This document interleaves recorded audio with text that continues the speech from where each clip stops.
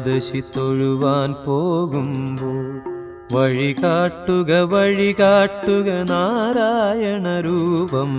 തളരുമ്പോൾ ആത്മാവാം പശുവേ നിന്നാവിൽ അമൃതം പോലൂറിയിടുക നാരായണ നാമം, ഹരിനാരായണ നാമം.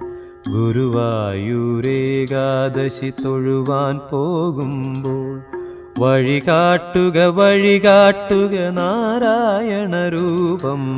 തളരുമ്പോൾ ആത്മാവാം പശുവേ നിന്നാവിൽ അമൃതം പോലൂറിയിടുക നാരായണ നാമം, ഹരിനാരായണ നാമം.